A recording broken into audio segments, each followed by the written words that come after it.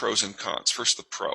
We were in the midst of an oil build-out even before this happened. So we were probably going to be seeing another 1 million barrels a day within the calendar year. That will probably increase by about half now. And considering the environment we're in, that's great. However, it's nowhere near enough. So if everyone who can be brought in is brought in, we're still talking about a shortage in excess of 3 million barrels a day this year, and then next year probably going up to 5. It's very difficult for me to see a scenario where that's going on, where oil prices stay below 170. And considering that the Biden administration is not incredibly popular, and it's a midterm election year in the United States, I think it's very highly likely that the United States is going to ban oil exports, or at least restrict them, in order to sever the American energy price environment from the global one. Now, that'll keep prices relatively low and mild in the United States, but that's going to remove another 3 million barrels a day of consumption capacity, production capacity from the rest of the world. So the rest of the world is going to have to get by without American and Russian oil at the same time, and that's going to rewire everything. Okay, I think you're going to like this one. Okay, so if the Americans are going to remove themselves from the global energy market, the Europeans are the ones that in the short term are facing the biggest problem, because all that Russian crude that was going west is crude that they used to use. So the Europeans are going to have a very simple choice. I mean, they can petition the United States for a little bit of help, and the U.S. will send refined product to try to take the edge off of it, but it won't be nearly enough. The Europeans are going to need an alternate energy source, so they will go south. They will start interfacing with their former colonies throughout the African continent and making sure that those flows go north to Europe instead of east to Asia. The next country in the kick line is India. If there's minimal Russian crude and minimal African crude and minimal North American crude, all of a sudden India is looking at a global shortage that is greater than total Indian production. But India is the closest major country to the Persian Gulf. And any tankers that leave the Persian Gulf have to sail by India to get to East Asia.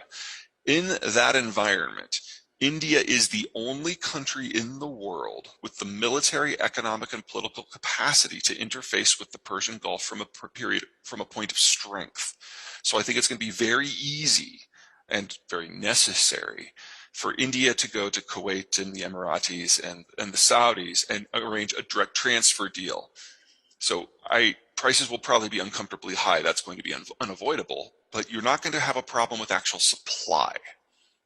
That's going to be for countries further east. Because if you remove all this oil from the market, then the entirety of the shortage falls to the last country in line, and that's China. We may be in China's last year as a manufacturing power already.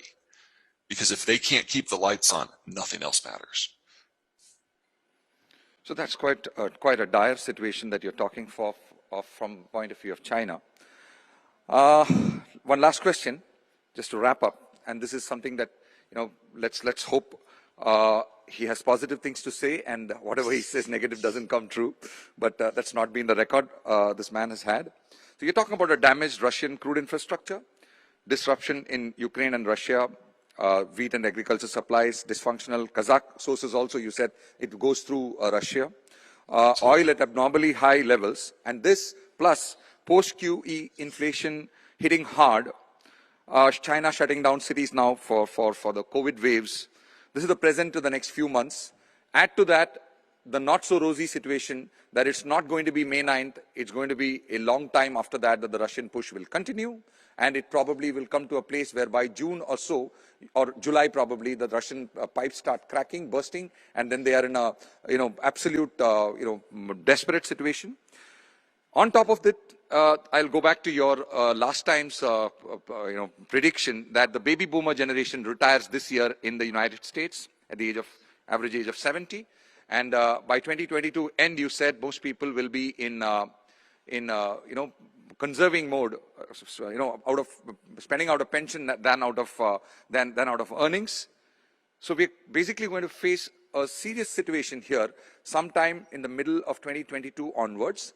And if the least that could be done was to get the oil thing back to current situation, that itself, you said, technically will take between a year to two.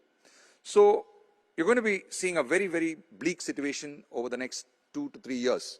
Your prognosis for the global economy now for the next 12 to 24 months? The global economy is going to be in recession, maybe even depression.